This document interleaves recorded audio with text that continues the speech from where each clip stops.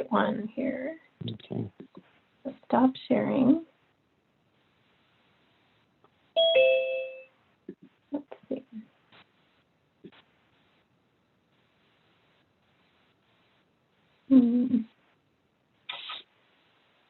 Okay, I see. All right, we're looking good, and we are live streaming right now. Just a heads up. Great, thank you. No problem at all. And who is your other presenter, please? So this is the one presenter, and then I've got something that I'm going to share. Okay. So I'm going to have to figure out how to do that in between. That I think I can figure it out. Okay. Okay. So you're running both presentations though? Yeah, I will be running okay. both. Yeah. Okay. Thank you.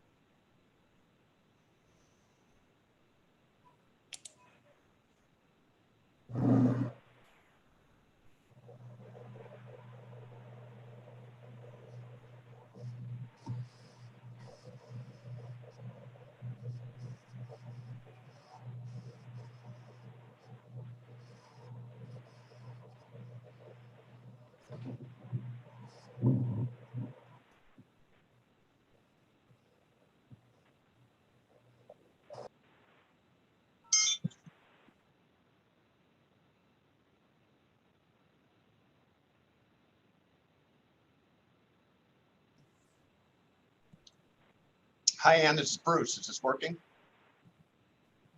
Hey, Bruce. Yes, it's working great. Thanks for joining. Hi, Ann. This is Sarah with MAG. Good morning. Hey, Sarah. Good morning. Hey. How's it going? I'm sad you got, what, 9 more days? I know. It's coming up. Oh, my gosh. It is sad.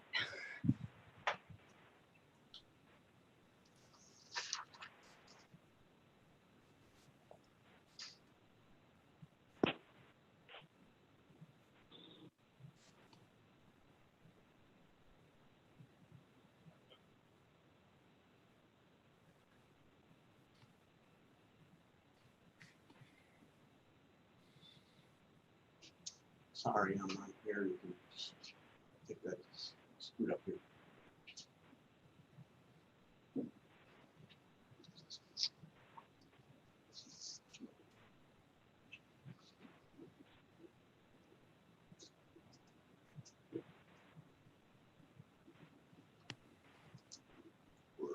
Wow. Move you up to 4. Move you up to 4.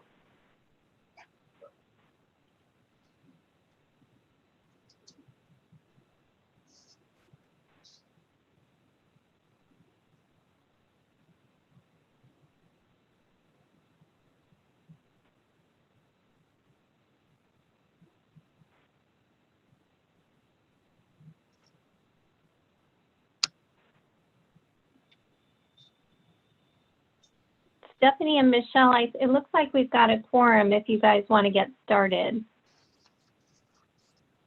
Okay, great. So we'd like to call to order 9:31. Good morning. It's nice to see faces on the screen. I like this. All right. Thank you and good morning, everybody. So welcome to the Community of Care Committee meetings. We want to call the meeting to order. So my name is Michelle Jameson and I am from US Vets. I'm the co-chair of the committee along with Stephanie Smith, who will introduce herself in just a minute. So we will start with introductions. And what I'll do is I'll call every committee member's name and introduce yourself and your organization. So starting with my co-chair, Stephanie Smith. So moving and after, go ahead, Stephanie. We can't hear you. Forgot the unmute. I'm Stephanie Smith from Native American Connections. Good morning. So when I call your name, please introduce yourself and your organization. And I am hoping not to mispronounce anybody's names, but I seem to do that every time. So I apologize in advance. Adrienne Clark. Hi, So, Michelle, we have, Adrienne is Oh, here today. I am Terry Bowen. I am her proxy from the City of Surprise. Hello. Great, And that was thank you. Sherry. Terry. Hi, Terry. Hi. Stephanie Crum. Hi, Stephanie Crum with the Human Services Campus. Thank you. Good morning. Kathy Good Denolfi. morning. Kathy Denolfi. No. Okay. Alfred Edwards.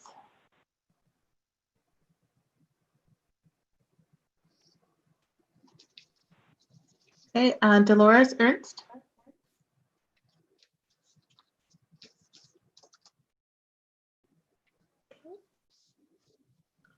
Trisha Gibson. This is Trisha Gibson with ABC Housing. Good morning.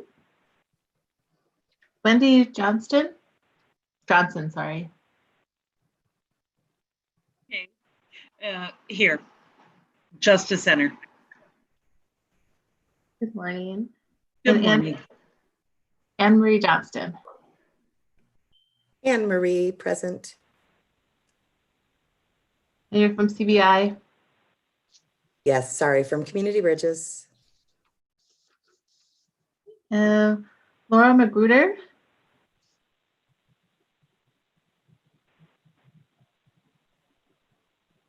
Okay. Jennifer Page. Hi, Jennifer Page from Mercy Care. Erin Rain.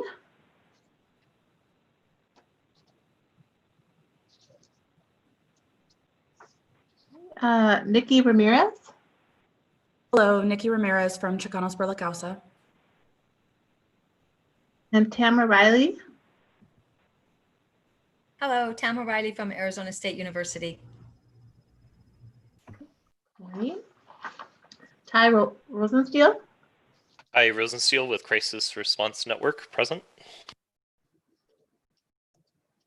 Kayla Schuster.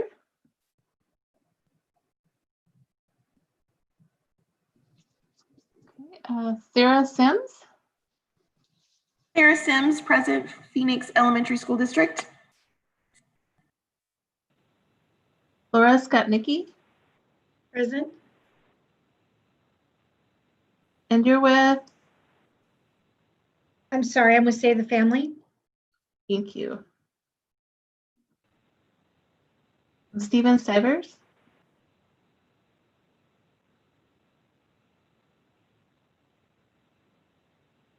Joanne Thornton.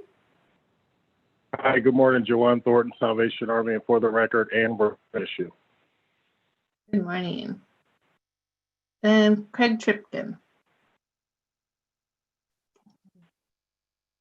Craig, we can't hear you. Sorry, Craig Tripkin with Cass. Okay, good morning. Okay, so now we would like to the COC staff to introduce themselves. Steve Dudas, I'm going to pronounce that miss wrong. I'll let you do it, Steve. Steve Dudasek, hi everyone, from MAG. Dudasek, I got that next time, so all right. Good, thanks Michelle. Sarah Kent. Good morning, everybody. Sarah Kent is here. Good morning. And Julie Montoya. Montoya. Good morning, everyone. Julie Montoya here. And Anne. Good morning. It's Ann Scott from MAG. Anne, is this going to be your last meeting with us? It is. Oh, that's very, it's it's sad. It's probably very bittersweet for you, but probably pretty happy. Yeah, it'll be hard to leave everybody, but excited to move on to the next chapter in my life. So, congratulations. I wish I was retiring. Congratulations. And Tina Lopez. Hi, this is Tina. Good morning, everyone. Good morning. Okay, is there anyone else on the call?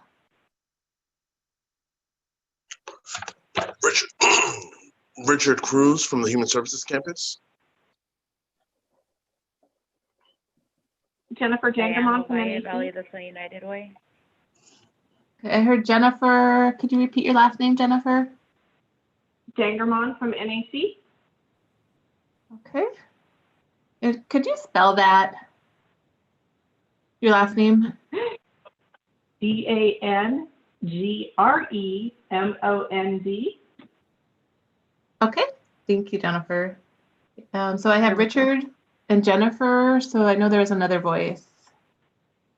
Diane Ovalle, Valley of the Sun United Way. Okay. Hi, Diane. Okay. And Bruce Liggett and Scott Hall from Maricopa County. Oh, hi, Bruce. Hi. And Scott. Okay. Michelle, did you see that chat? I did not. I'm so busy writing down names. So. Okay. So Laura Magruder from Maggie's Place, her microphone just isn't working. Okay. So she's here. And then Stephanie Smith is proxy for DC Ernst. Okay. Thank you.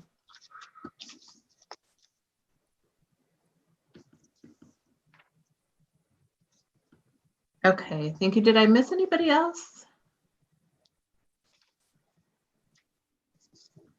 Okay, thank you. Stephanie, I believe it is your turn. Oh, okay. So for all participants, please mute your phone on the computer when you're not speaking, and please do not put your phone on mute. For all participants, we ask you that you identify yourself when speaking, and we will be reminding people to do that throughout the meeting, as we have been advised that this is an important open meeting law. So one final housekeeping item, that all votes will be roll call votes. Stephanie or I will be on the roll call motion. We'll call the roll after the motion is made. Right, we will move on to the call to audience.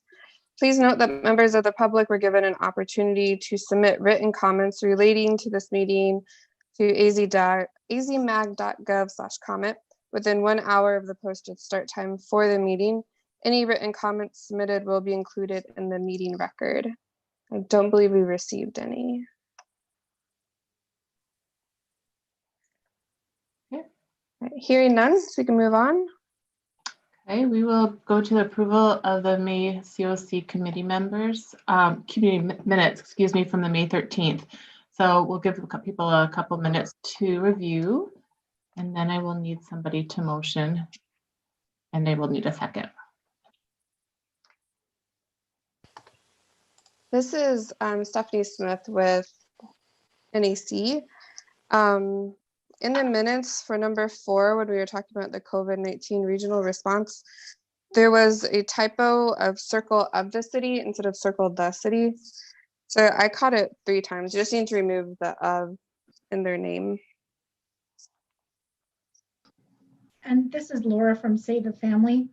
I just noticed on the top of page 8, I think that the sentence that starts with "there is actually supposed to be connected to the second sentence that starts with "that data." I think those should be one sentence, not 2. Okay.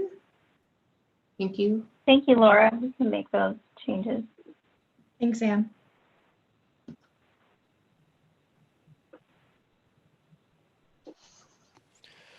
This is Ty Rosensteel with Crisis Response Network. I would like to move to approve the minutes with the corrections as indicated.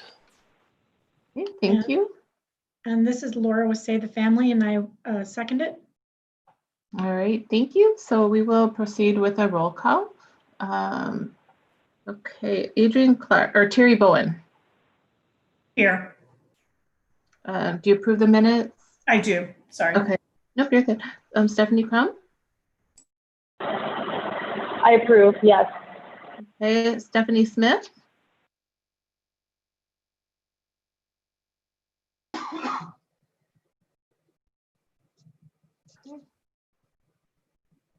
Stephanie.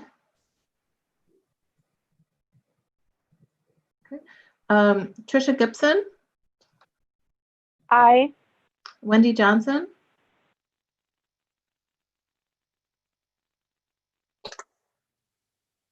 Wendy Johnson. What she got? Oh, she's giving a thumbs up. Okay. Can we take a thumbs up? I keep saying I heard aye. an aye. Okay. Sure. Okay. Anne Marie Johnston. Aye. Laura Magruder.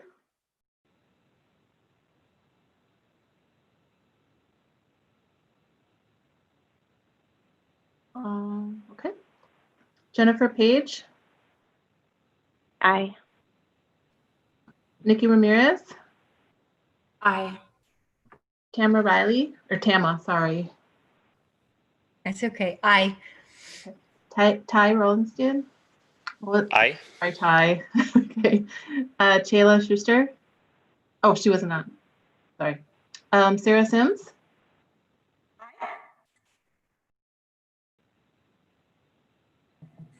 Sarah. Okay. Laura Skotnicki. I approve. Okay. Joanne Thornton. Aye. And Craig Tripkin. Aye.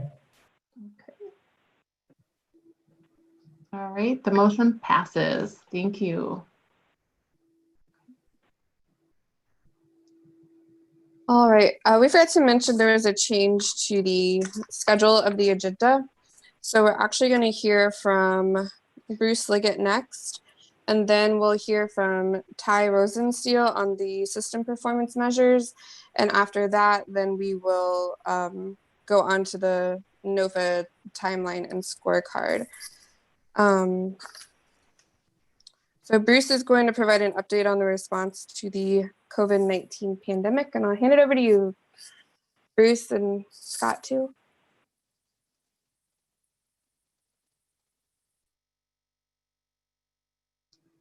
How's that? Am I coming through all right? Thank you.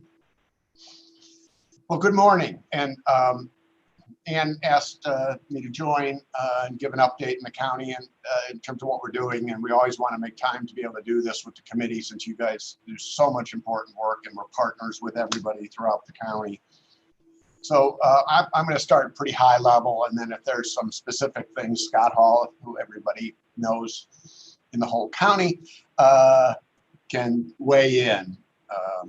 On Monday, the Maricopa County Board of Supervisors approved the county CARES plan. The county received just under $400 million of federal CARES Act money.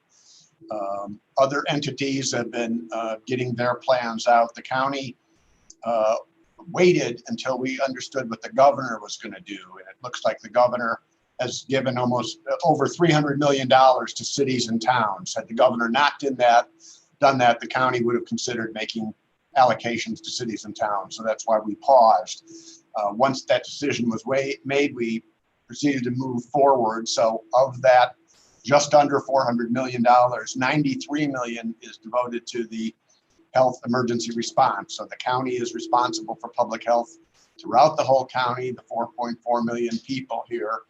And this will support increased testing, contact tracing, more PPE for staff, and as well as to address the over 200 long-term care facilities which have had a positive case of COVID.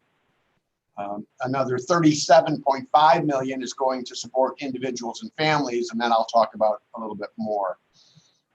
$77.5 million is going to the physical safety of the clients and employees throughout the county. The county is a massive operation with over 13,000 employees. We fund the operation of the jails and the sheriff's office, the courts. And so all kinds of modifications are being made to how trials may occur in terms of physical barriers between people to stop the spread of the disease. And so that's what some of that money is being used for. In addition, a program that's being developed now, a $23 million program for small businesses. And you may know that Phoenix and Mesa got direct allocation of CARES money, as the county did.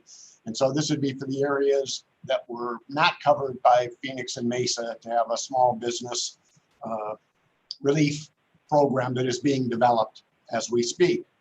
The county reserved $175 million of the total allotment for the county to hold in reserve in anticipation of needs changing or needs growing. If there's a second wave of infections in this next few months, we're watching closely the data, obviously, and so that money can be allocated as the need presents.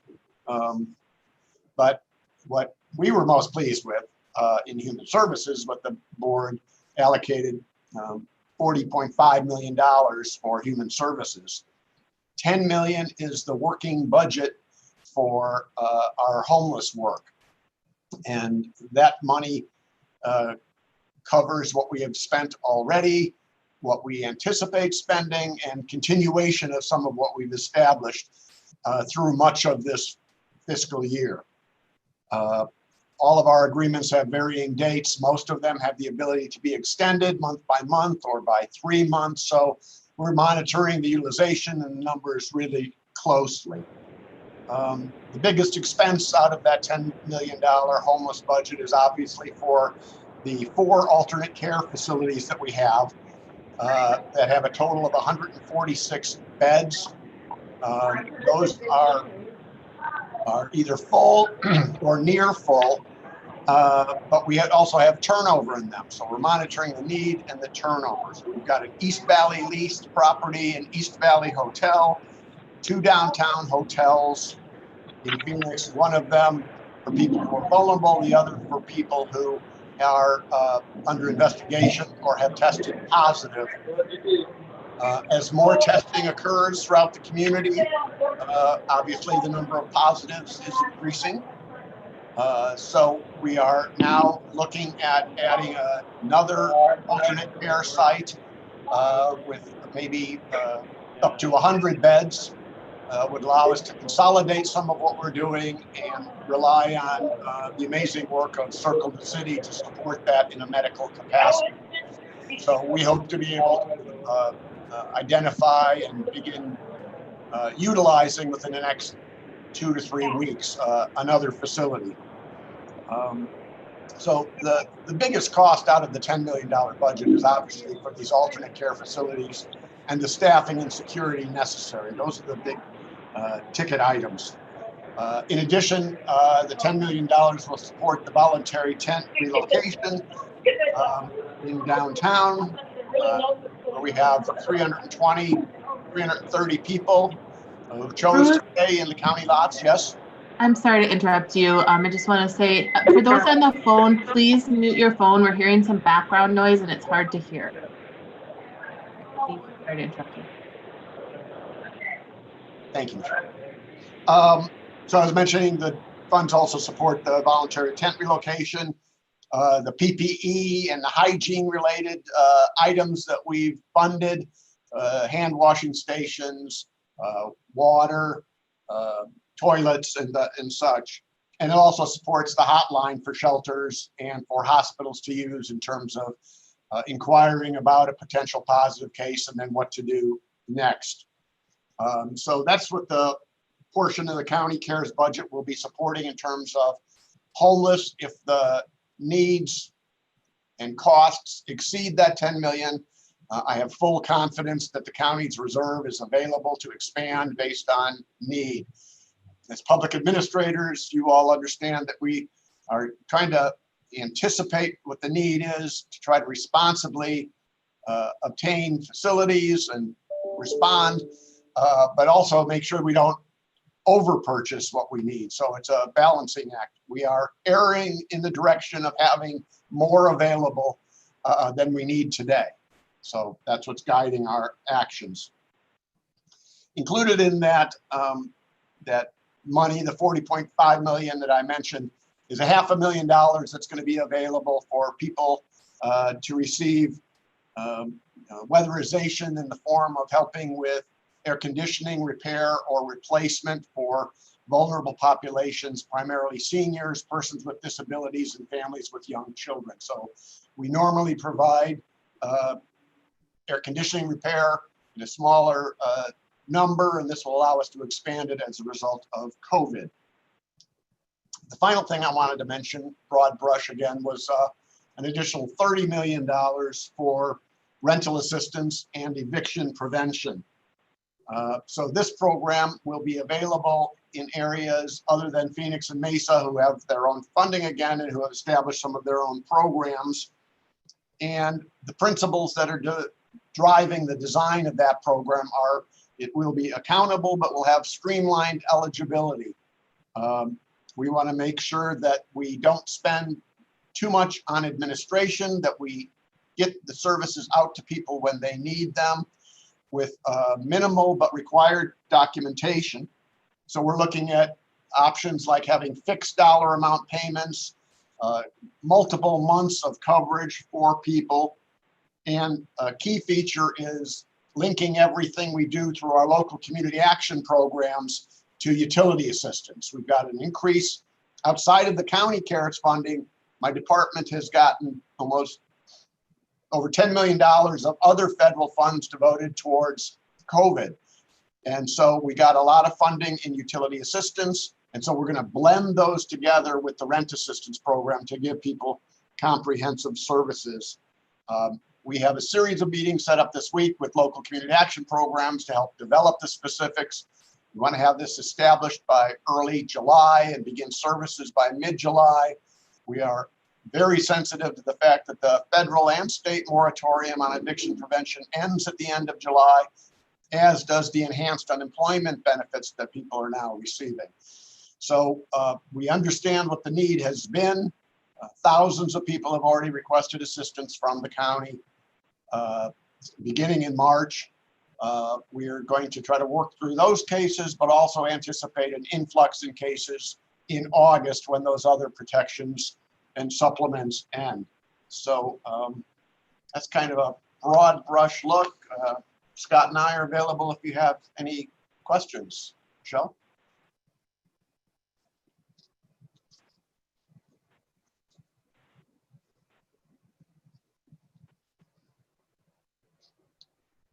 Bruce, I did see one question from Ty Rosensteel. He asked, does the 10 million specific to homelessness include ESG CV2 allocation announced yesterday? No, it does not.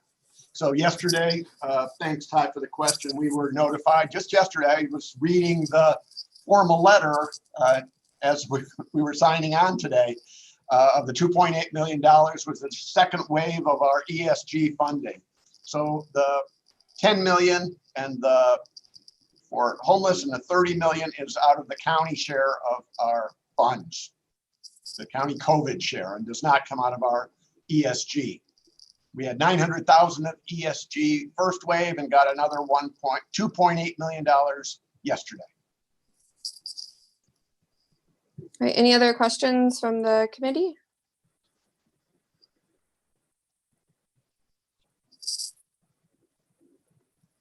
Hearing none, this is not on the agenda for action, so we'll move on to the next agenda item. And we thank Bruce and Scott for taking a few minutes out of their, I'm sure, super busy days.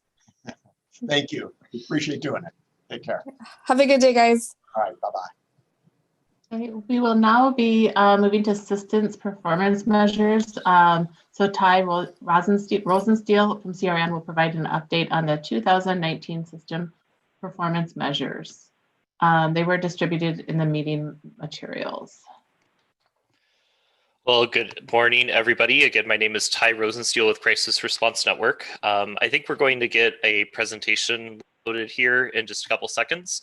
The presentation that we're doing today is a quarterly presentation done to this group that basically is a overview of the system performance measures that are submitted to HUD on an annual basis.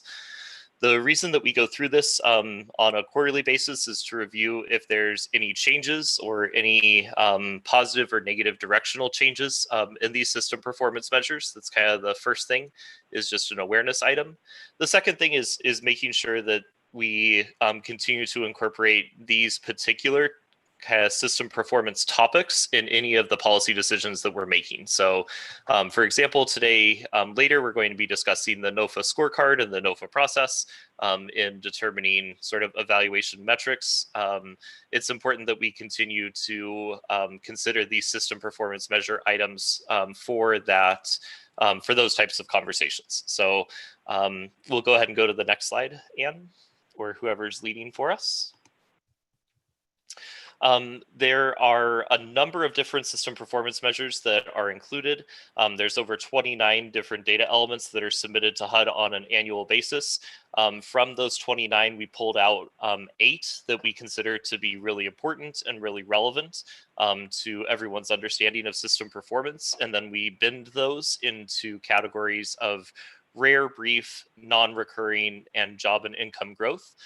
These 3 or 4 categories are in line with the U.S. Interagency Council on Homelessness initiatives around ensuring that homelessness meets these types of criteria, that when we do have homelessness, that it's rare, that it's brief and non-recurring. So we're going to go through effectively these 8 different metrics as submitted in the system performance measures, look at how they were trending based off of our submission.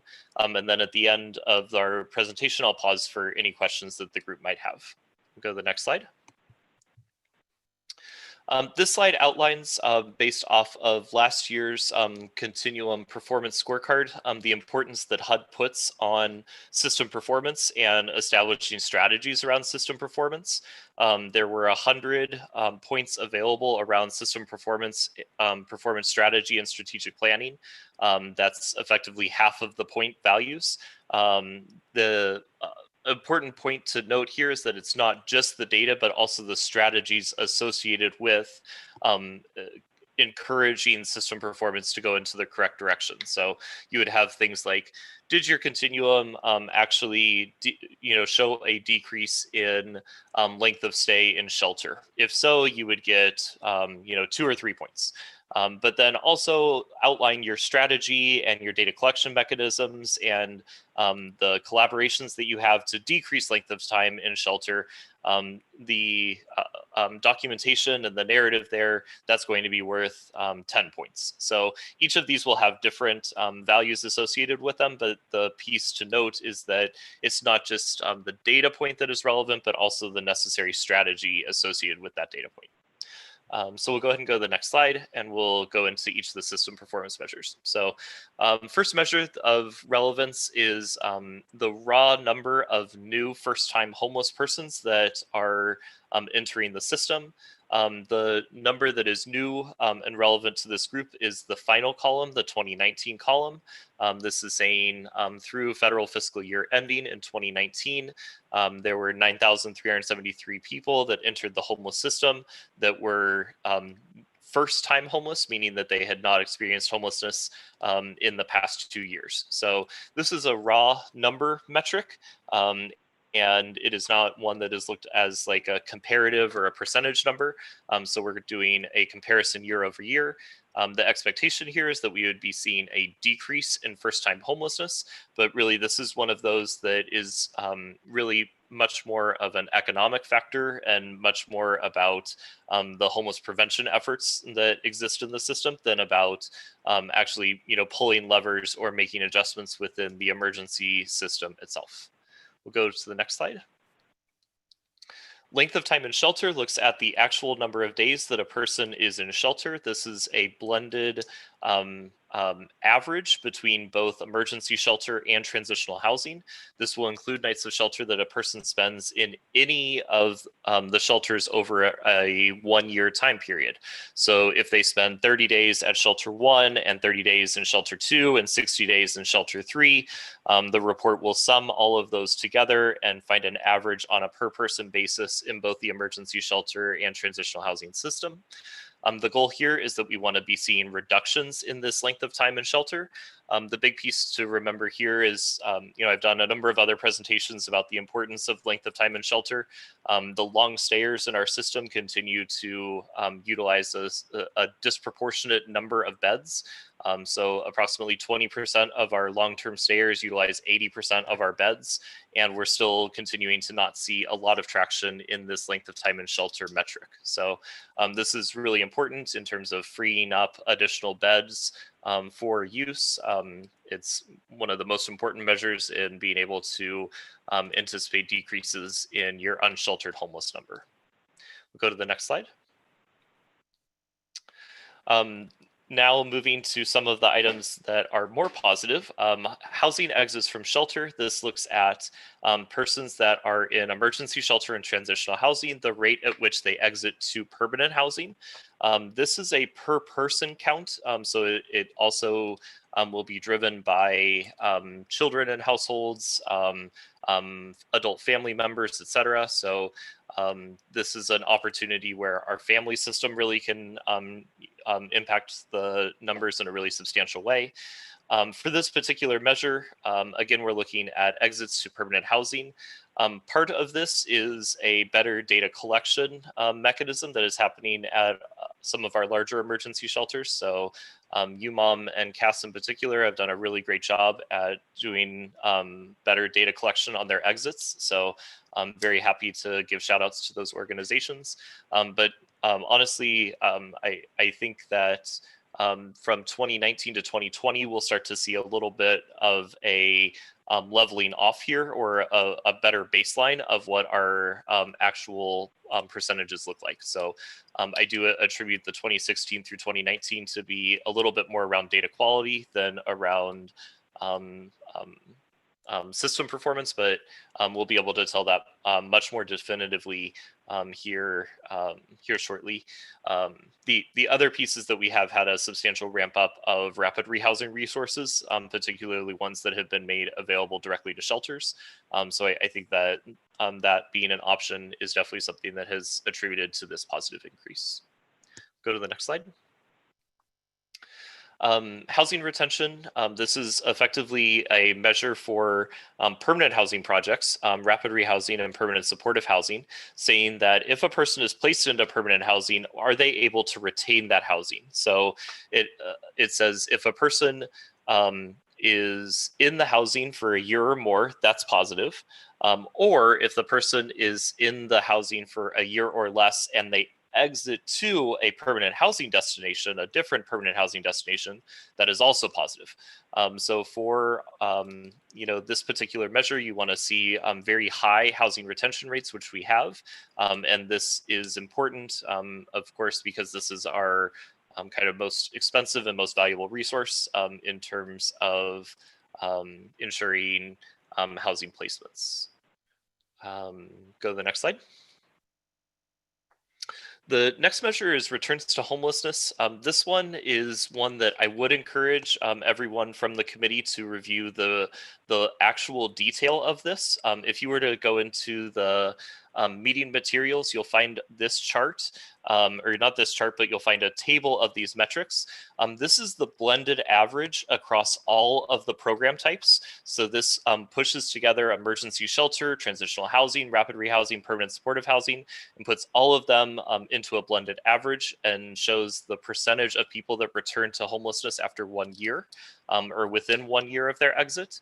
The performance that is within the materials will actually show a breakout at 6 months, 1 year, and 2 years, and then we'll break it out according to different program types.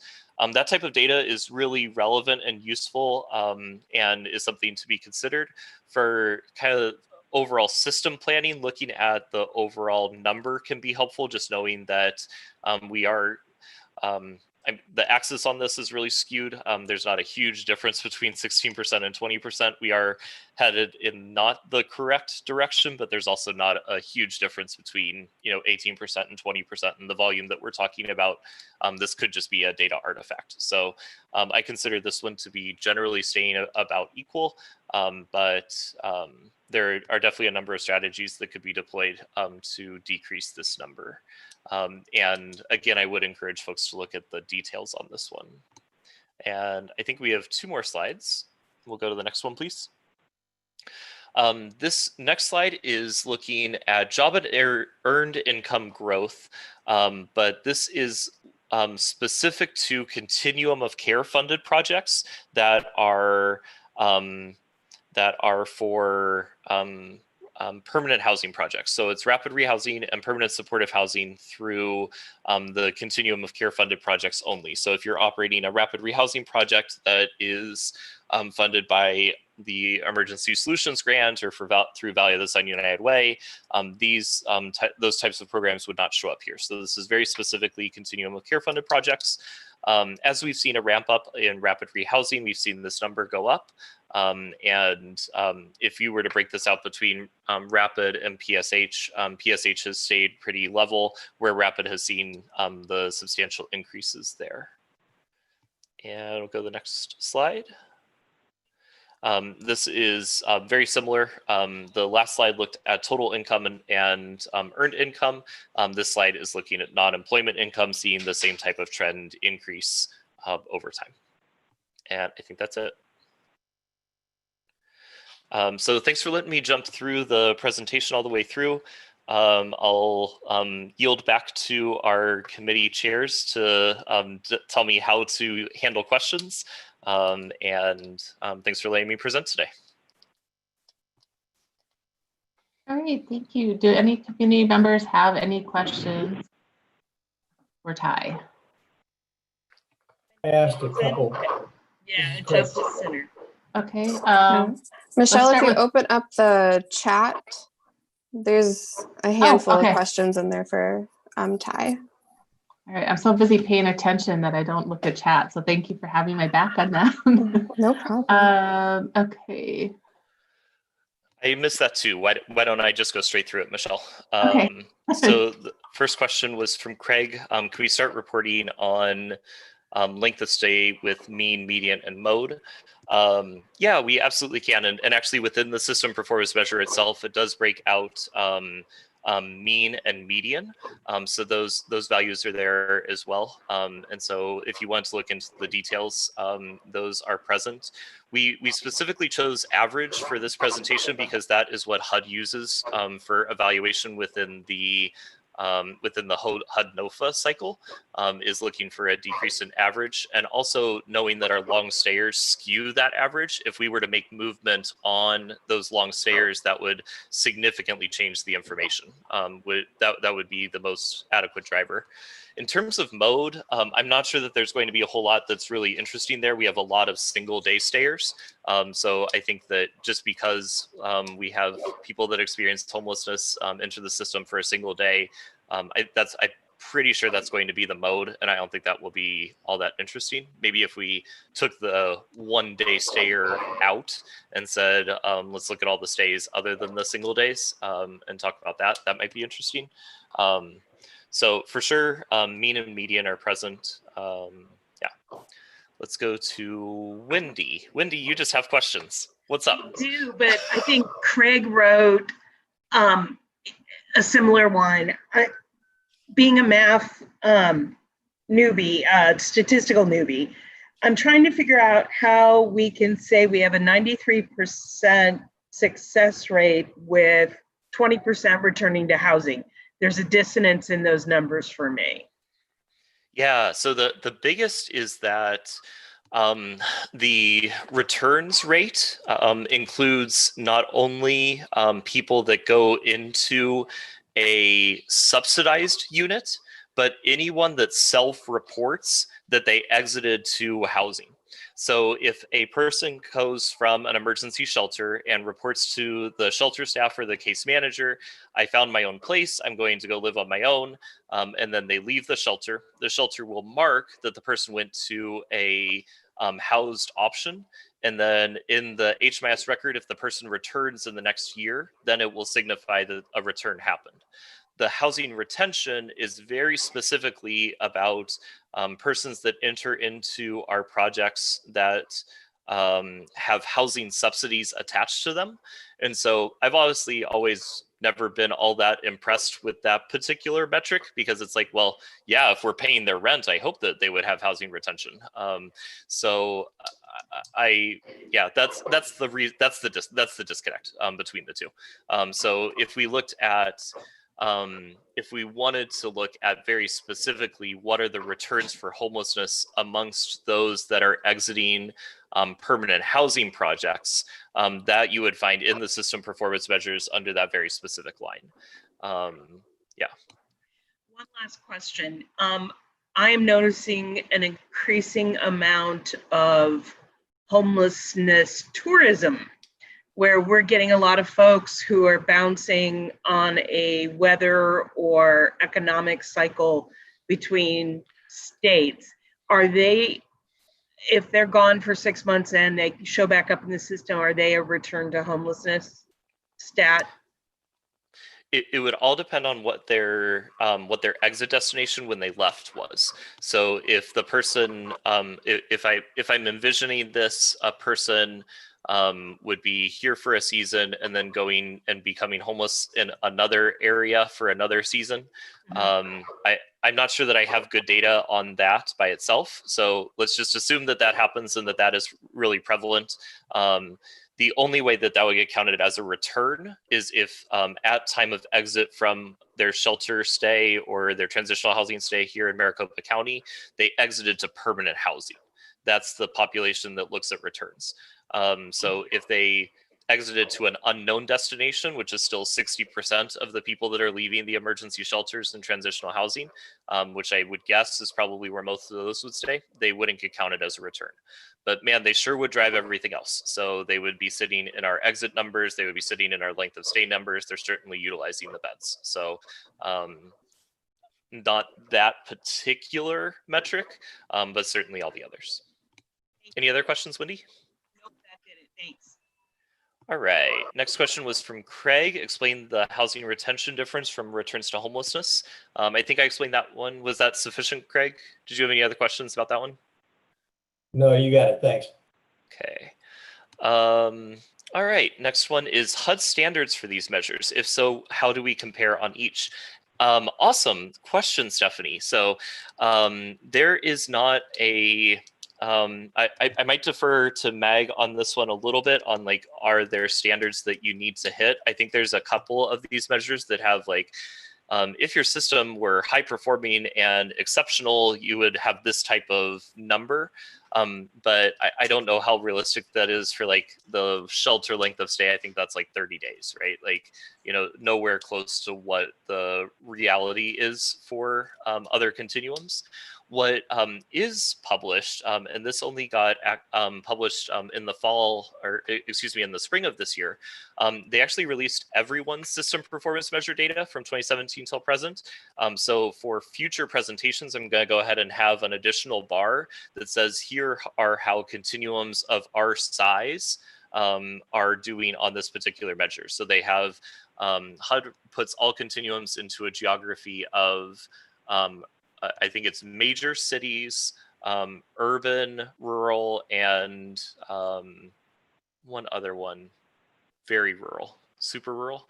I apologize that I don't have the terminology right, but I'll go ahead and put the average of the other large cities there present so we can at least see kind of how we're comparing.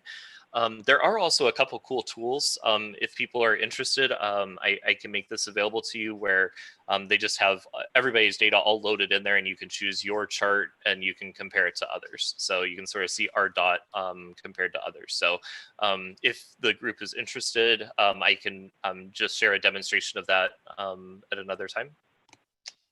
Let's see. Next question is, how do I get access to the deeper dive of median length of stay? So within the meeting materials, there is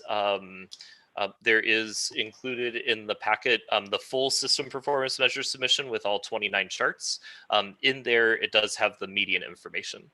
In terms of like a deeper dive on a per provider basis, we're working on that type of information that may be available a little bit later. Next question is from Tama. Does the return to housing include moving into a family or friend's home versus independent housing? At this time, we currently split family and friends into two different categories. There's family and friends temporary and family and friends permanent.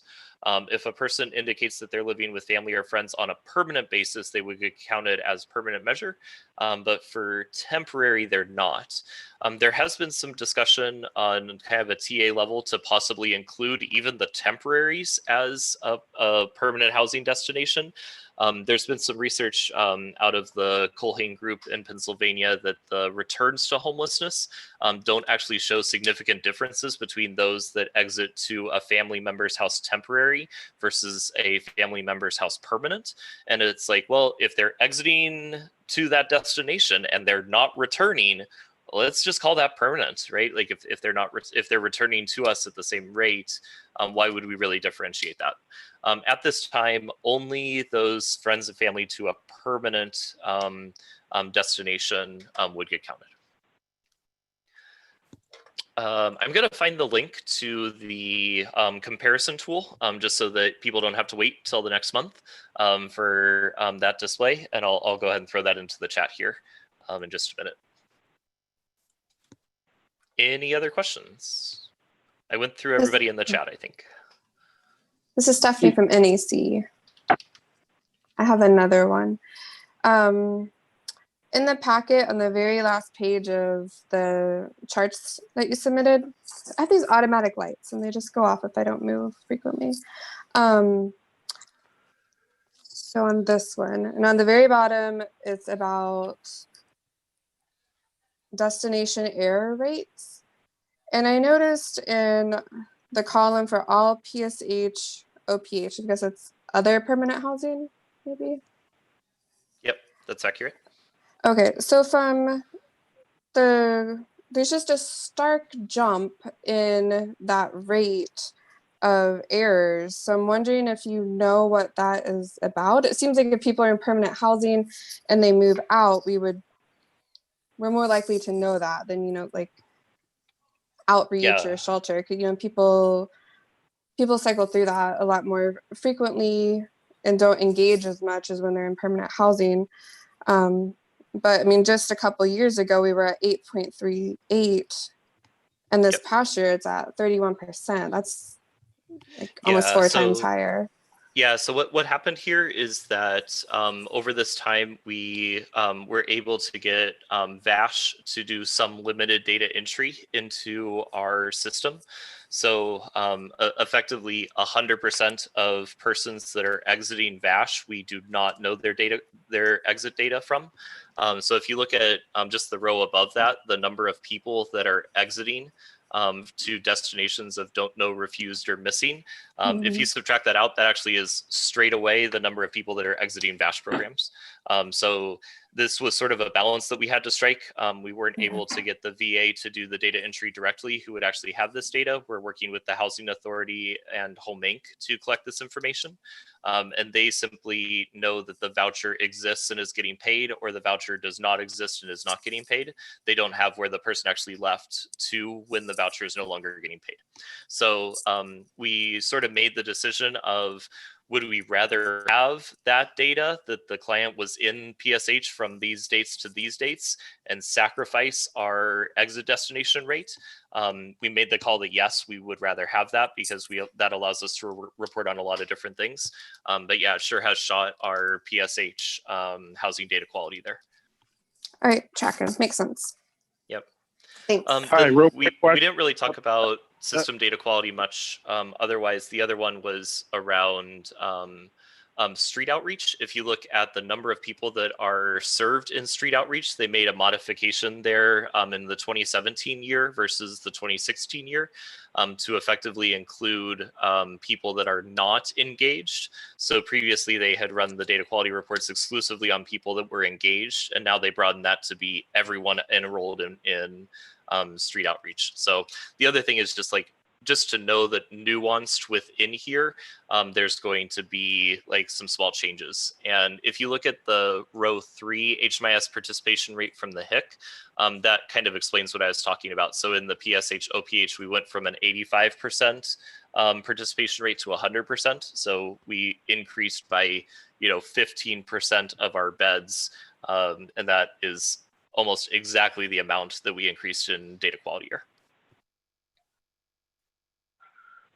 Hi, Ty, Jawan Thornton, Salvation Army. Real quick question. Are there any plans to begin incorporating non-COC funded projects data into the SPMs? And the question centers centrally around the income generation while in program. Yeah, we absolutely can do that. The system performance measure from HUD is very specific that they're only collecting it on continuum of care projects. We have we have an initiative with the Continuum of Care to begin doing some better program evaluation metrics, and that's where we would actually see those types of things on a comparative basis and as kind of an overall system. The thing that gets so hard, and Joanne, you'll know this better than you'll know this better than me, is that there's such differences in the types of continuum, in the types of housing projects. That if you just look at rapid rehousing projects across the continuum, there's a huge difference at the level of service that is available to people, and the same with PSH. So I think the idea was that, well, if they're continuum of care funded, they at least all have similar performance expectations, and there's a single funder and it's all coming from HUD. So there's sort of similar expectations. So that's why they limited it there. But there definitely is that expectation that we're going to start seeing more of that overall. Thank you, sir. Appreciate you. Yeah. All right. We got a long 3-part question from Laura Scott Nicky. Thank you, Laura. I have a question on system performance measure number 2, exits from permanent housing combines rapid and PSH. Is that correct? Yes. For the submission to HUD, it does have that. We internally are separating that, so I'll make sure. I'm sorry that I didn't do that today. In previous presentations, I have done that split to say the returns to homelessness for rapid versus the returns to homelessness for PSH. So I apologize that I didn't do that today. I just pulled straight off of the HUD data. So HUD does not make a differentiation in permanent housing between rapid and PSH, so that's accurate. If so, do we know the split? Is it more returning to homelessness from rapid or PSH? Laura, I'll have to pull that for you separately and give that to you. I'll see if I can, if we have more questions, I'll see if I can pull up the raw data on my end to answer that question. Last question, does it also include those who exit coordinated entry to a housing intervention? Laura, can you explain that one? I'm sorry. Does this also include those who exit coordinated entry to a housing intervention? All of these require enrollments in these specific program types. So if they had coordinated entry in addition to these, they would only show up in the row that is relevant. But if they were like coordinated entry only, they're not going to show up in this chart at all. That answers my question. Thanks. Okay. If anybody else wants to ask a question, I'll see if I can dig up the split between rapid and PSH.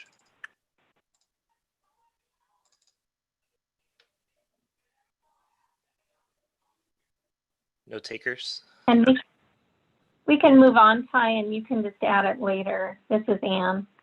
Okay. That sounds good.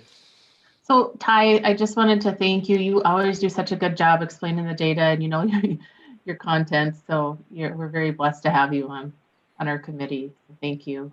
So this is not on the agenda for action, so we'll move to the next one, which is the NOFA. Stephanie. I wanted to thank Ty too. He's always so popular. He gets all the questions. Next on the agenda is the NOFA timeline and scorecard. We will ask Julie Montoya from MAG to present the documents and preparation for this year's NOFA. And we have time Great, thank for you. comments, questions, and discussion afterwards. Okay, can you all hear me okay?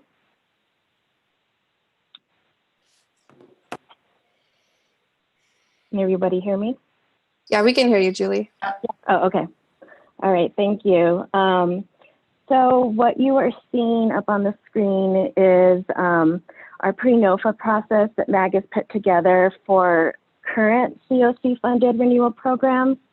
Currently, we have not received word from HUD on what this year's NOFA competition will look like. So we are proceeding with this process as if the NOFA announcement will come out sometime in July. We will again be working with the consultant Eli Hamilton at Homebase. And so this timeline, as you can see, is kind of similar to last year's. We're looking at next week being able to send out emails to our renewal projects to just let them know that we are starting this process and confirming, the contacts, looking at their data that's going to be used within the next 2 weeks. And then after that, the process that, the program that we used last year, and again, we'll use this year, is called Presto. And so all renewal programs will already be familiar with this process.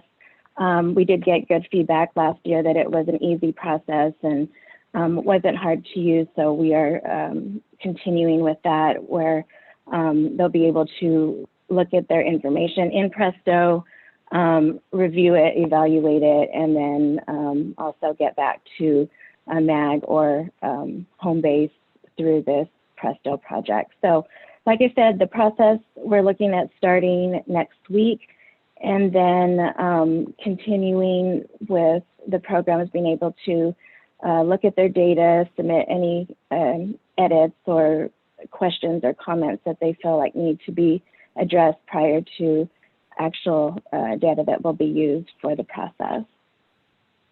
Does anybody have any questions?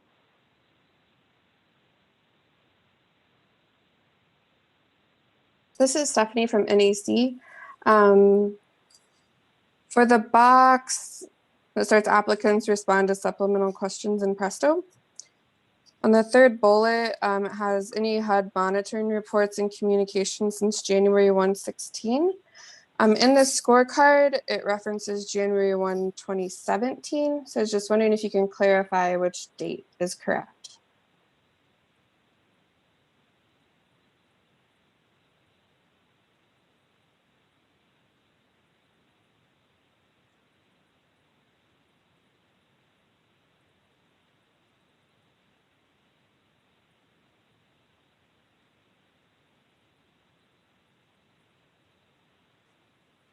Did you catch that? Yes. Did you hear my answer, or did I not? No, we didn't hear you. Oh, sorry. So the timeline, it should say 2017. That's an error. That was not corrected from last year. Sorry about that. No problem. Thank you.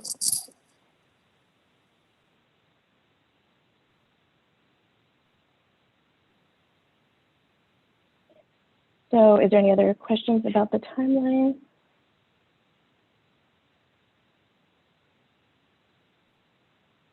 Okay. We can move on to the scorecard, Anne, if you're ready. Give me just 1 second. I'm not the best technical assistance advisor. No problem.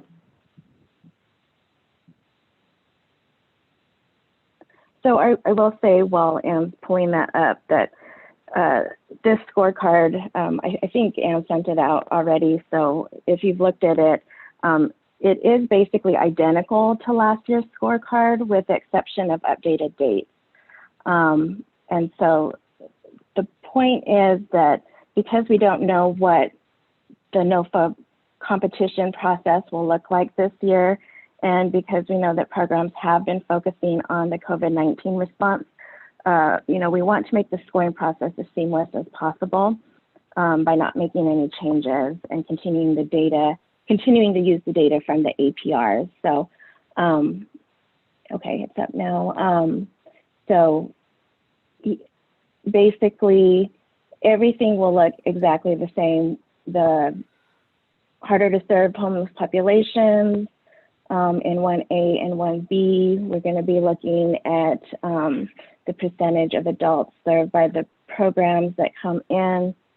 I don't know if you want me to go through this whole thing exactly, or if you just want to ask questions as you're scrolling through. Like I said, it's going to look pretty much exactly like last year. I know when I pulled this for the data subcommittee, they asked me about the dates, and just remembering that we're looking at not this past year's data, but the year prior. It's always kind of a year behind. Does anybody have questions specific to the metrics?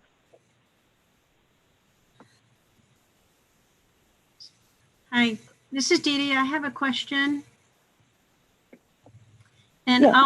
I'll let Stephanie correct me if my question is inaccurate. But I have a question about two of the measurements that we talked quite a bit about yesterday at NAC. One is the income at entry, and that on projects that have been around for a while, and maybe projects where people were on Social Security benefits at entry.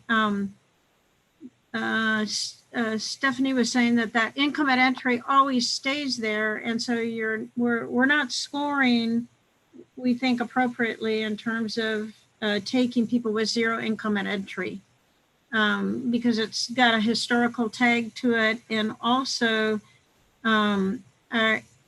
equating zero income with hardest to serve, I don't think is always probably the right measurement, and particularly if they're receiving some kind of disability benefit. So I just wanted to say that. I made that comment, and then I wanted to just comment on exits. We talked a lot about exits, and one, the scale of 90%, 90%, you're losing about half the points at 90% when we feel like 90% is really pretty good. But the exits, we're struggling with sometimes with people going to SNF. We're struggling sometimes when there's been maybe a crime committed in the community, a DV crime or something like that. And maybe it's not a prosecution, but there's a safety risk in the community, and there's maybe an exit that needs to happen, but you work hard to try to get a placement, but you're just not able to do that. But I think particularly when people are going to higher level of care, or we're finding that it's not a safe place either for the residents that are there or the resident itself to remain there. So I just would like to have a little bit of discussion somewhat about the exits. And then I wanted to just throw something out to consider, and that would be consider a bonus point for maybe this is a question that you respond to, of how you're making an impact on the housing needs, racial disparity housing needs that we're seeing in our data. Maybe there's a 1 point bonus point, for a response of good interventions that are trying to get at the racial disparity. So those are just my 3 comments. No, thank you, Dee Dee. Those are all really great comments. And I'll address them as best as I can. And MAC staff, feel free to jump in if you have anything else. So I know that the income was a hot topic when we discussed it last year as well. And, coming from the program side, I totally get that it can be really challenging, especially when you have, people that are on set incomes. one of the things that I would say is that, HUD is really, not that this is why we do what we do necessarily, but it obviously is important. HUD is really looking at job and income growth. And I think that as a continuum, we need to keep trying to increase these numbers as much as possible. So that's, one thing of it. Another part of it is that almost every year we do see a cost of living increase for Social Security income, which does count as income growth. And I know that, I think a lot of times programs may forget to enter that into their updates. So remembering to remind your HMIS entry staff to update those when those come out at the beginning of the year. If you know that a COLA announcement has come out, you just need to go back and update all of those income updates.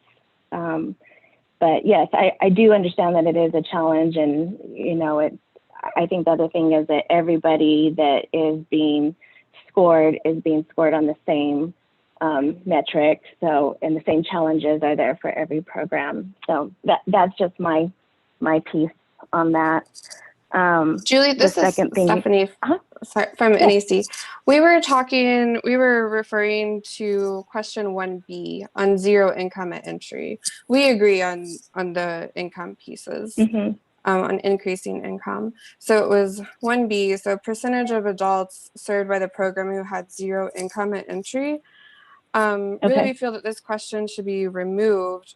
As a housing provider, we have no control over who gets referred to us by coordinated entry, and SACE is not prioritizing people that are zero income when they're referring. They're referring from length of time homelessness and their acuity. So it's really hard to be scored on that when we have absolutely no control over who we're bringing into our project. And then the people who are referring people into our project, that's not a priority for them either. Stephanie, if this is Anne, if I could respond to that. So we still do have projects that require income at entry. And so it's true that people take referrals from coordinated entry, but people also set up their projects within coordinated entry with various barriers to housing. So we do want to continue to give points for the harder to serve because I don't think we truly are a housing first community yet, because people still are able to set up their projects where they're doing extensive background checks, or requiring income, or doing, defining their project by serving only certain populations. So all of those things contribute to how coordinated entry works. So coordinated entry can't make a referral to a project that requires income if the person doesn't have income. So it's something that we think is really important to continue to try to push this community to a housing first, and to push homeless services providers to lift barriers to housing.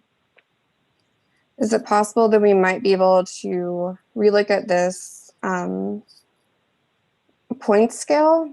I mean, as a housing provider who will accept people with no income, one of our projects, I think the percentage was 42% entered with zero income, and we got 1 point for that.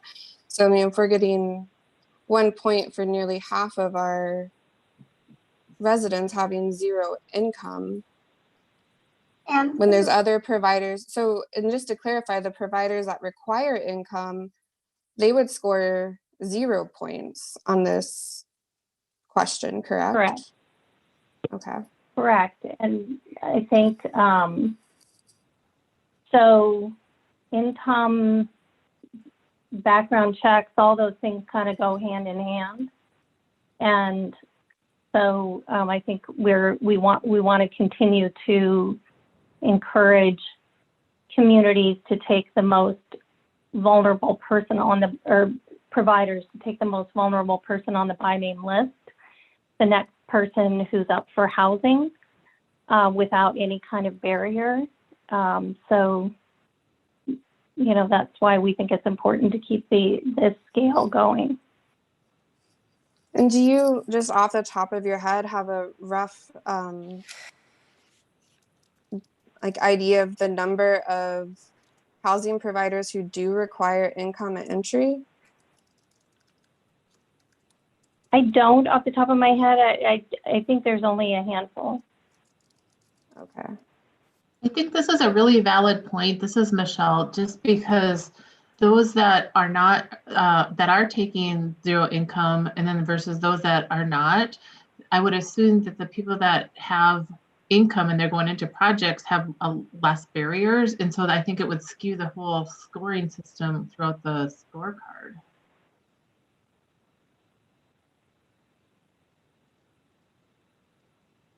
Yeah, and I think, you know, back to Anne's point, you know, we want to get away from creating barriers for those that are coming into our programs.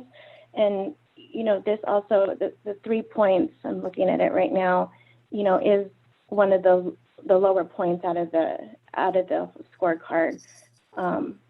So, you know, I think ultimately we want to look at making sure that we're not creating barriers as a whole COC. Those 3 points can be the difference between getting funded and not funded, though. That's what's scary. Absolutely.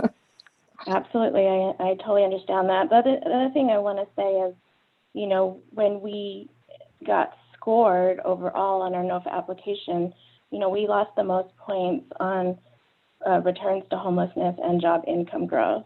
So, you know, as far as performance measures. So again, you know, what you're saying when we're talking about points, you know, that could be, you know, 3 points could be us not getting funded as a COC. So, you know, we need to look also at what HUD is encouraging and focusing on and making that a priority in our scorecard as well. Can we look at changing the scale? Maybe adding, because right now you can get either 1 point or 3 points. Can we look into adding a point for 2 points? So maybe at like 30% would be 1 point, 40% would be 2 points, and 50 plus would be 3 points.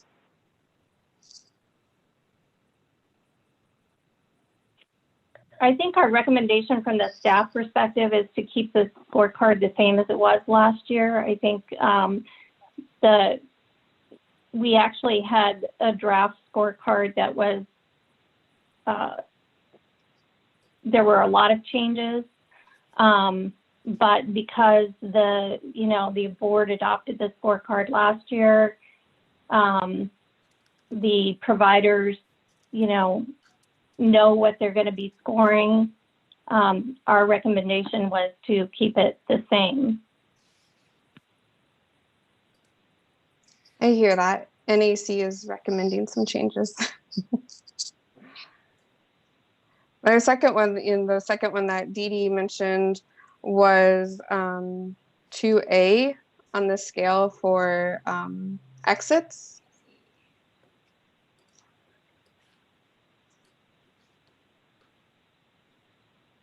Yeah. Yes, the exits to homelessness. So that's a pretty steep scale there, I guess. I think having 90% plus maintain or retain their housing is really good. So to have projects be at 90% to essentially 94% and lose half of the points, I think NAC's recommendation is that we adjust this point scale for this question. And our big ask on that would be that we also exclude exits to higher levels of care along with people who died in the project year, that they be removed from that calculation. Those are excluded. Anyone who's passed away is excluded from that calculation. Right, we're asking that in addition to those who died, that we also include tenants who move to a higher level of care, like a SNF or long-term care, because their needs were their probably physical needs were too high for independent living. And as we have people aging in place in our permanent housing communities, we have to address that. And I think this is one way that we can address that and not penalize housing providers for having people age in place. Essentially, that's kind of a goal that we have, is that people are stable in their housing long enough that they are aging there because they're happy and they're growing roots there. But there is going to come a point when they might need to go to a SNF. And I don't think that's any fault of a housing provider. Yeah, and I mean, obviously it's a case-by-case basis, and I can't speak to, one or two particular cases. I think the goal here is for everyone 100% to stay into permanent housing.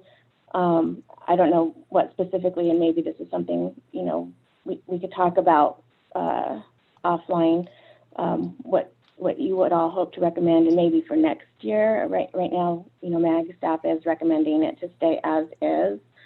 And basically, it could be that kind of what you're talking about, they could be permanent housing situations. They just may not be in a housing situation that is within MAC. And I think that, maybe that's just part of it, is maybe training on what we can put as permanent housing when they exit from our COC funded programs. I'm not sure, just based off the conversation right now, but I hear what you're saying. When somebody exits to long-term care, we exit them to long-term care in HMIS. And right now that's not counted as a positive exit, and it's not excluded. Yeah. Yeah. And I think part of it is that some of those are set by HUD, not necessarily by our COC, so those are discussions to be continued through our data subcommittee and, to make recommendations moving forward.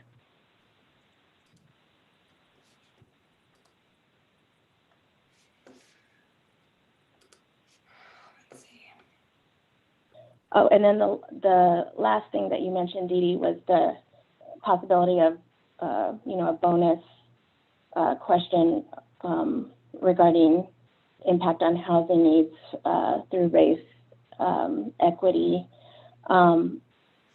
We, as Ann mentioned before, we had drafted up a scorecard that had a lot of changes, and, that was definitely something we were looking at as well. But then ended up reverting back to this original scorecard without many changes. I think we probably, if the NOFA competition does continue as normal, we will look at that as part of our interview process with the Rank and Review Committee, and I think that that's a great suggestion.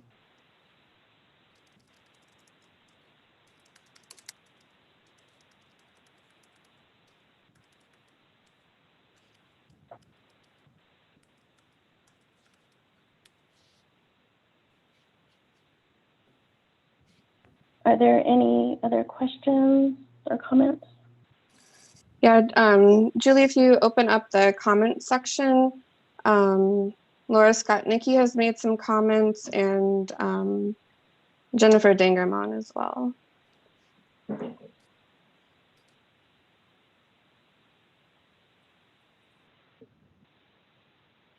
Okay, yes, I'm looking at these.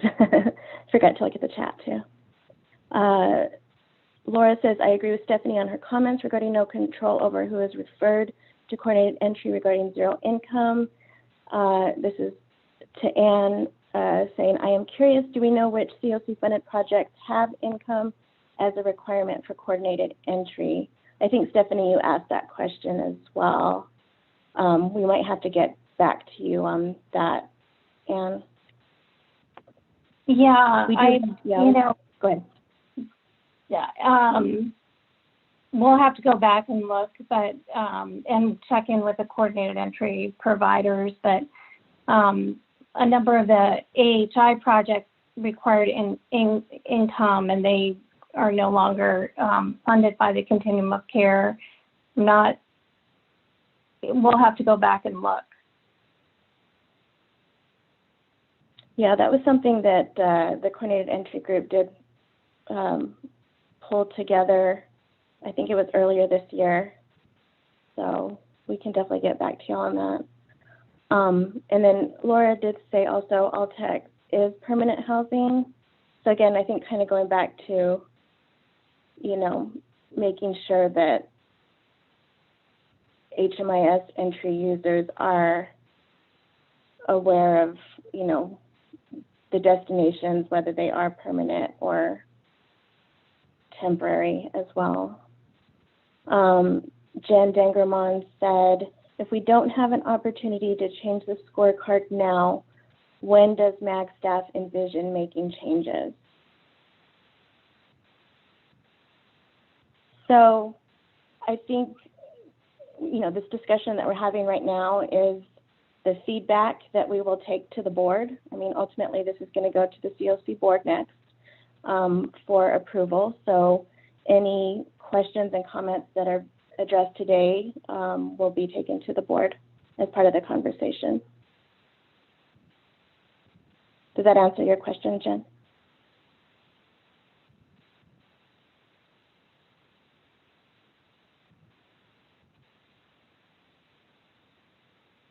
Okay, she said yes.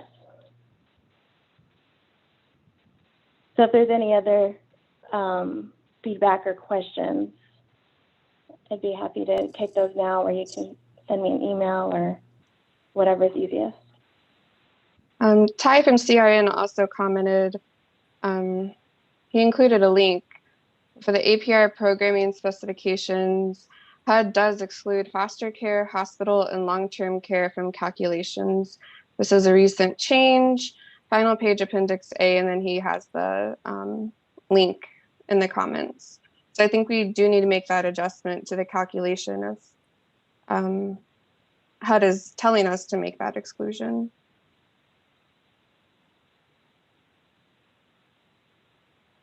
I've got a quick question, and I don't know if anybody can answer it. Does anybody know what impact the USICH has on the NOFA requirements? I'm sorry, can you repeat that? Oh, go ahead, Anne. No, I was just going to say, this is Anne, and I would say we don't. We can check with USICH and see to what extent they are consulted on the NOFA scoring, but I don't know.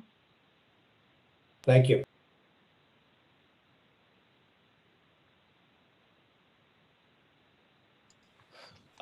This is Ty. I'm just going to expand on what I put into the comment and on the link. The only hard part about this is that not everyone has submitted an APR according to the most recent specifications. So in trying to figure this out, HUD has provided clarification on the table 27. Or what is the one, 24? The exit destination table. They now have an entire row that says total persons that exited to permanent housing destinations, and then a second row that says total persons whose destinations excluded them from the calculation, which includes multiple of them. So I think the easier recommendation would be, rather than rewriting it, just looking at that question 23A, deceased.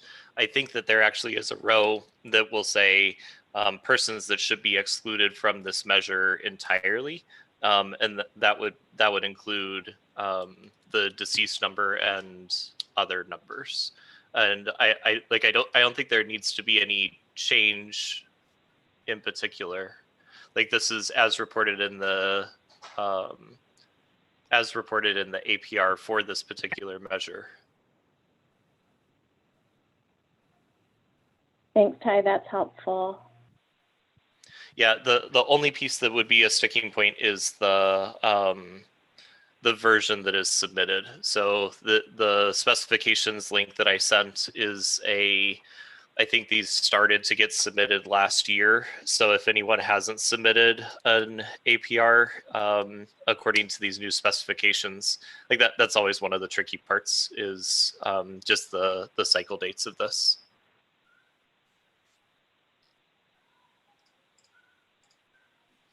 This is Stephanie from thank you. NAC. I wanted to verify that too, just for clarification, that you would use your 2018 to 2019 grant cycle dates, correct? Yes. Okay, and then for the coordinated entry question for taking referrals, that's June 1 of 19 to 5/20/2020. Right, and that's Okay. Identical to the way we did it last year. Yeah, I just wanted to You're correct. make sure. Yeah. And then for a couple of the questions, we just need to update where you get the data from. The APR changed a little bit. So like, for example, on 3A, question 19A3, it doesn't exist anymore. So there's an equivalent there. I think we just need to update with the question number, the cell that you would get that information from. Oh, okay. Yes, thank you. Mm-hmm. Those will be updated.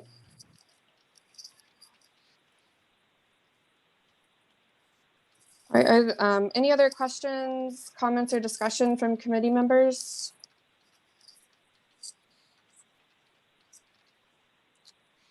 All right, I'm hearing none. Do we have a motion to approve the timeline and scorecard?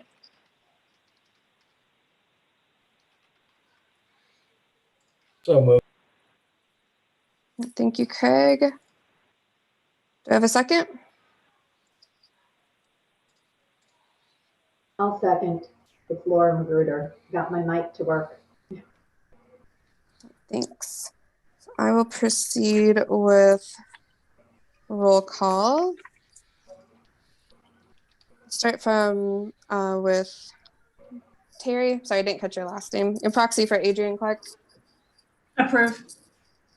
Bowen, thank you. Stephanie Crum.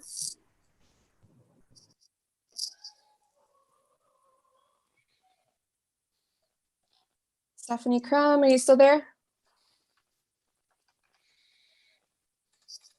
All right, I'm not hearing her. Stephanie Smith from Phoenix Fire.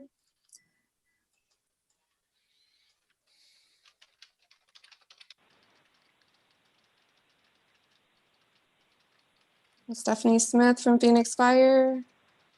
Oh, there she is. She approves. Trisha Gibson. Aye. Wendy Johnson. Aye. Anne Marie Johnston. Aye. Laura Magruder. Aye. Jennifer Page. Aye. Nikki Ramirez. Aye. Tama Riley. Aye. Ty Rosensteel. Aye. I saw that Sarah Sims had to jump off. Laura Scott Nikki. Aye. Is that aye? Yes. Joanne Thornton. Aye. Craig Chipkin. Aye. Okay. I'm gonna roll call myself that I will say nay on this. But motion passes and I will hand it back over to Michelle.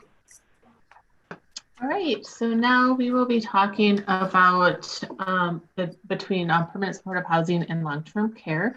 So co-chair Stephanie will be providing an update on the older adult work group. Stephanie? Thank you. So we have met twice since the last committee meeting. We have a draft, a super rough draft, of a letter that we are going to ask Michael Traylor to help us make that connection. In our last meeting, we talked about some senior-specific resources. Erica from CBI, super knowledgeable. She sent us out a whole list of resources, and I'm sure any of us could share that with others if you're interested. She also talked to us about how we might be able to develop a strategy with Altex and really explain that we don't always, our tenants might not always need full-on long-term care in a skilled nursing facility, but maybe in-home care would suffice and keep them healthy and safe in their own home. And then if that's not successful, there's a little bit more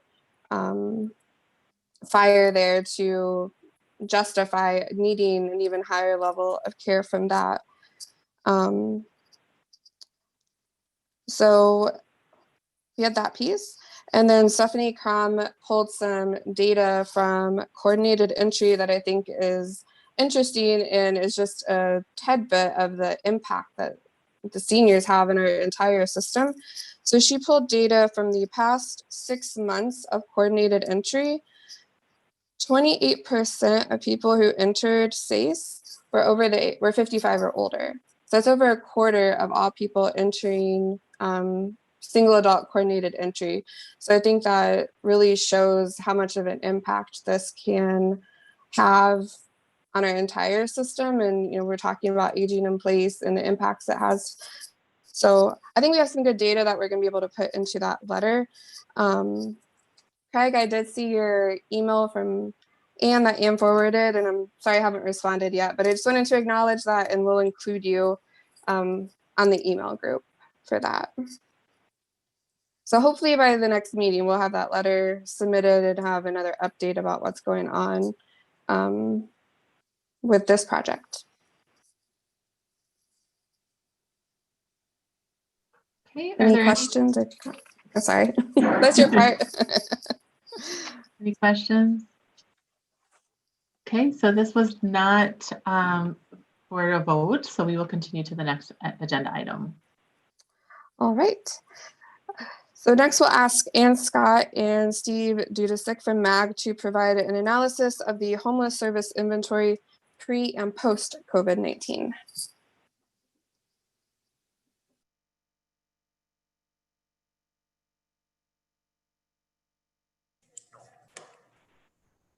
So Steve, do you want to lead us off, or you want me to take the lead here?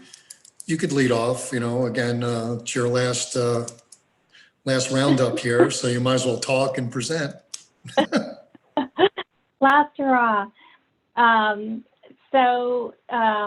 We had presented, we'd sent something out to everyone before on sort of what the housing inventory was in January when we do the official housing inventory that's submitted to HUD, and then what we saw in April, and then the anticipated new beds coming online as a result of the CARES Act funding.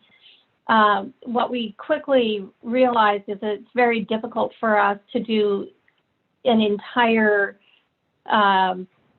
survey of the housing inventory, because that's almost like a 2-month process for us, because we're not only pulling HMIS data, but we have to go out and poll all the domestic violence providers and the privately funded housing and shelter that do not use HMIS. So we worked with the HMIS team on how do we just track this in a way and maybe just focus on those that utilize HMIS. So we, thanks to Ty and Hillary Evans, they ran a couple of housing inventory, well, actually their PIT counts related to people that are in the beds to show the utilization rates across the system. And this is, again, just for HMIS users. So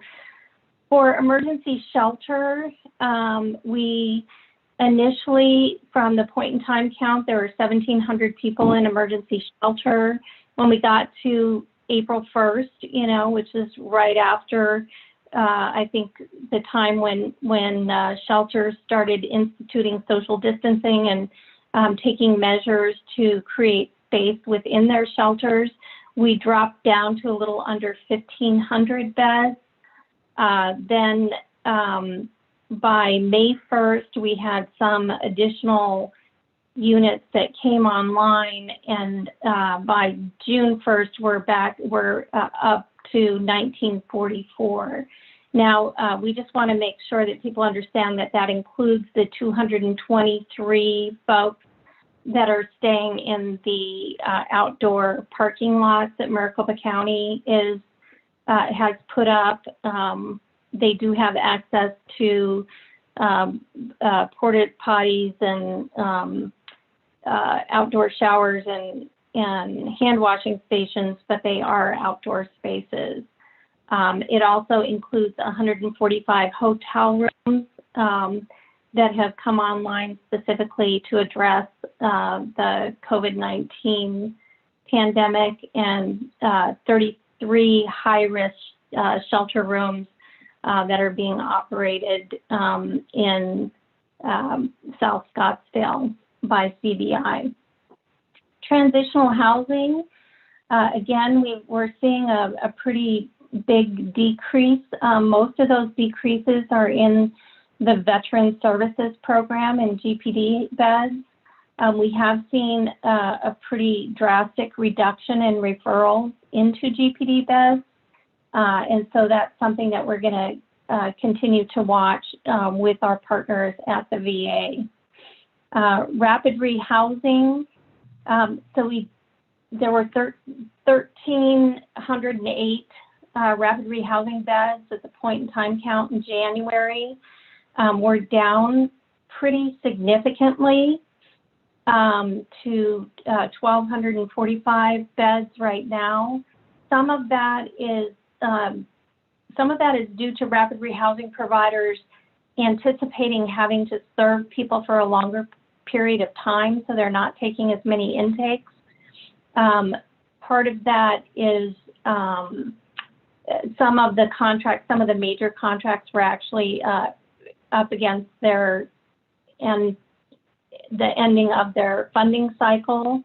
But we do anticipate the future addition of 60 vouchers that CAS will be administering for seniors, 200 vouchers for women that UMOM will be administering, 200 vouchers for single men that CAS will be administering, 100 family vouchers at UMOM, and 25 family vouchers at Save the Family. So once those projects get up and running, we anticipate seeing a big increase in the rapid rehousing.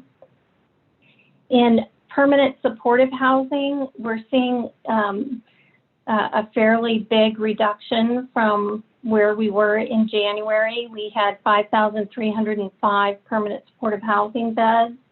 We're now at 5,177.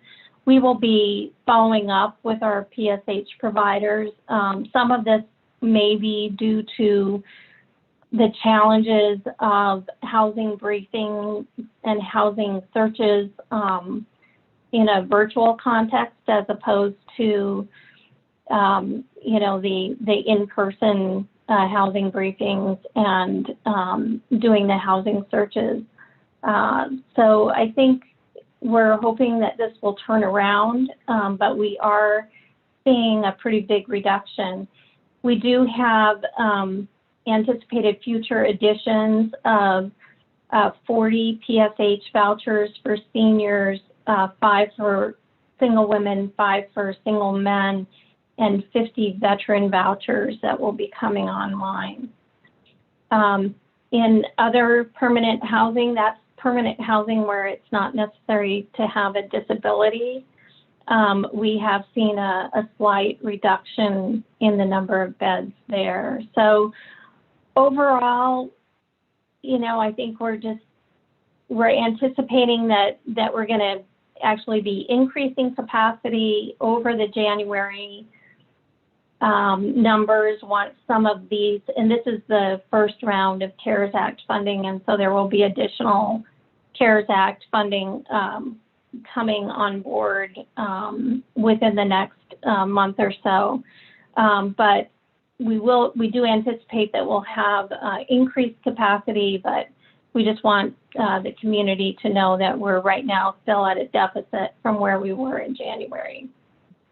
And with that, we'll take any questions people have.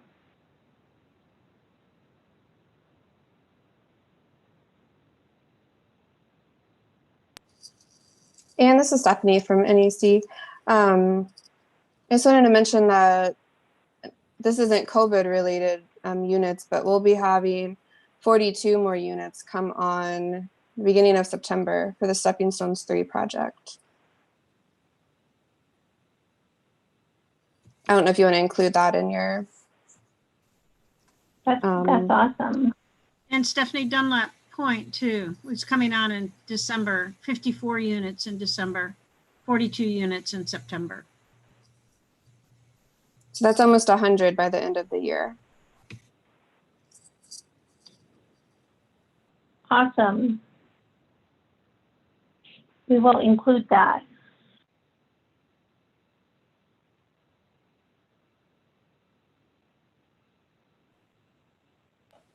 This is Craig. I just add that Cass today is opening up a hotel, which ultimately will be 80 beds for vulnerable population. Great, thank you, Craig.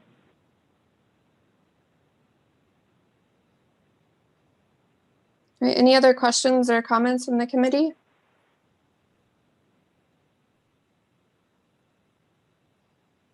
Hearing none, so this is on the agenda, or not on the agenda for action, so we will move on to the next agenda item. All right, so next, Julie Montoya from MAG will update the committee on the Racial Equity Work Group with Jeff Olivet Consulting. Yes, thank you very much. So yes, we are continuing our racial equity work with Jeff Olivet and Donald Whitehead. We've been meeting every 2 weeks, and I would say the last 2 weeks we've been concentrating on gathering names and information on stakeholders that we feel would be able to provide us with some valuable information in regards to homelessness and racial equity perspectives. We, I think, started, I would say, with 30 plus names of people and narrowed it down to 10 that we have been, well, I should say Jeff and Donald reached out to conduct interviews with. Initially, the thought was for Jeff and Donald to come out to Arizona and do these interviews in person, and unfortunately, things changed with the COVID-19 pandemic, and so things kind of got put on hold, and we were waiting to see, what that would look like, and we just decided that this was, we didn't want to wait any longer, and we wanted to get this process rolling. So the interviews with these 10 individuals will be conducted virtually. And then in addition to that, we also will be looking at holding focus groups with people with lived experience. We're looking at 3 various groups. One would be youth, the other one would be family, and then the last one would be for single adults. And we'll be reaching out to the Family Housing Hub as well as the Human Service Campus for coordinated entry purposes, as well as 1 in 10, to be able to partner with those agencies around finding people that would be interested in participating in these focus groups. So the big thing that we wanted was to have a diverse representation within these 3 groups, not only racial and ethnic diversity, but you know, female, male, trans. We just wanted a big, diverse group and perspective in these focus groups. I will also be sending out an online survey today to our email list, and it will basically just go out, and I'm asking everybody to forward it to other people in your organizations. We don't want this just to be an online survey that is filled out by CEOs and directors. We want this to be, again, we're going back to the diverse representation. We want this to go to all staff and all volunteers. It is really focusing on providers in our community. Doesn't have to be COC funded, but we want this survey to go out to as many providers as possible and people that work with people in the homeless system, or maybe not necessarily in the homeless system, but maybe you touch people that do, that are homeless. And the more representation we get, the better. So keep your eye out for that survey going out today. We will ask that it be completed by June 26th. And so I believe that's 2 weeks that we're giving people to fill out. And yeah, so once we get all the information back from the focus groups, the stakeholder interviews, the online surveys, we're hoping to be able to gather some more information on the perspective from the community. And then also CRN has been really great and has pulled a lot of data for our group as well. And that was just pulled yesterday, or was given over to the consultants yesterday. So we don't really have anything to report on that yet, but there'll be some review on the data assessment as well as policy and procedures moving forward. So very exciting work that we're doing. I think, you know, it goes without saying that right now, you know, there's a lot of tension across our nation, and this is more valuable more than, you know, ever. So I just want to thank you for the support of everyone, and you know, we will continue to do this good work. Thank you. Thank you, Julie, for that. Are there any questions from the committee? Okay, so this was not on the agenda for action, so we will move to the next agenda item. Do committee members have any action or discussion items for June agenda?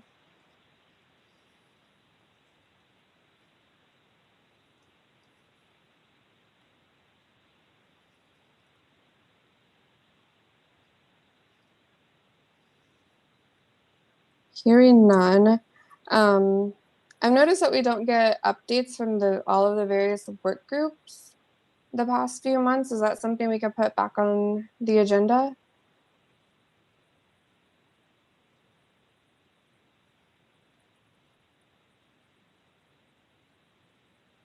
Absolutely.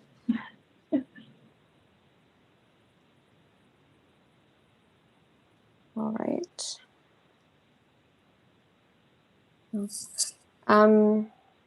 Do any committee members have any announcements? I do. I just again want to say thank you to Ann Scott. She's going to be missed. It's very sad that it's her last meeting with us. I know that Ann has done a great job. It's difficult to be in her position. A lot of times she has to make unfavorable calls, and she does that with grace, and she also leads us in a great direction. So I really appreciate that. And on behalf of the committee, we do have a small token of appreciation that will be coming your way. Not going to ruin the surprise, but it is on the way. I don't know if anybody else has any well wishes for Anne.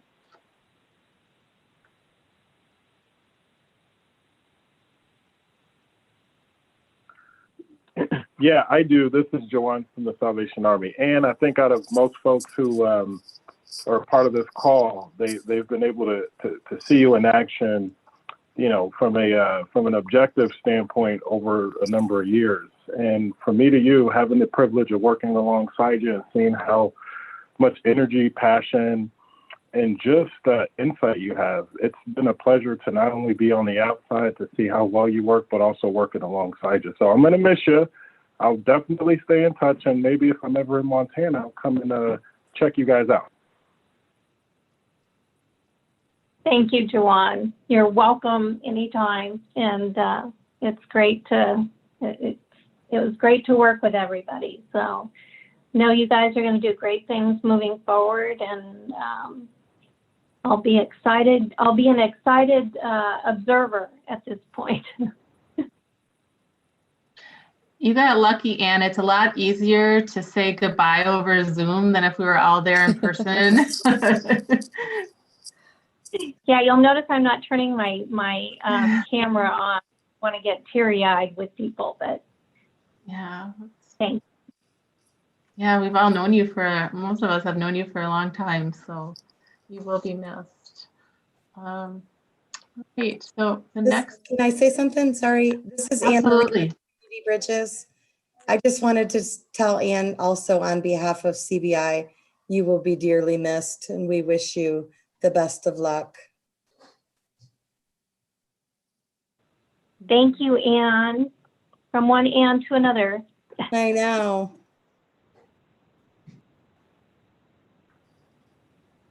And there's some comments in the chat box for you too, if you want to read those. I always forget that chat box. I'm not very reliable with the chat box. Anything else from any committee members? All right, Tama, I just have to say that your cat looks so comfortable. I mean, it's so distracting. All right. Yeah, he is. I hand it over to Michelle. All right, so now we're going to motion to adjourn the meeting. Do I have a motion? Motion to adjourn, Stephanie, Human Services Campus. Thank you, Stephanie. A second? I'll second. This is Tam O'Reilly. Thank you, Tama. And now I will just do a roll call real quick. Adrian Clark? Or Terry Bowen, sorry, Terry. That's okay. Aye. Okay, Stephanie Crum? Sure. Aye. Sorry, Kathy Denolfi? Oh, she's not here, excuse me. Stephanie Smith? She stepped off. Trisha Gibson? Aye. Wendy Johnson? Anne Marie Johnston? Aye. Laura Magruder? Aye. Jennifer Page? Aye. Nikki Ramirez? Aye. And Tama, a second. Aye. And Ty stepped off. Sarah Sims? Okay, Laura Scott-Nicky? Aye. Joanne Thornton? Aye. And Craig Tripkin. Craig, he's on. Aye. Okay. Aye. Stephanie Smith, Native American Connections. Aye. Okay, and I also will approve that. So motion carries. Everybody have a good rest of the day. Thank you. Thank you. Take care. Best wishes, Anne. Yes, bye, Anne.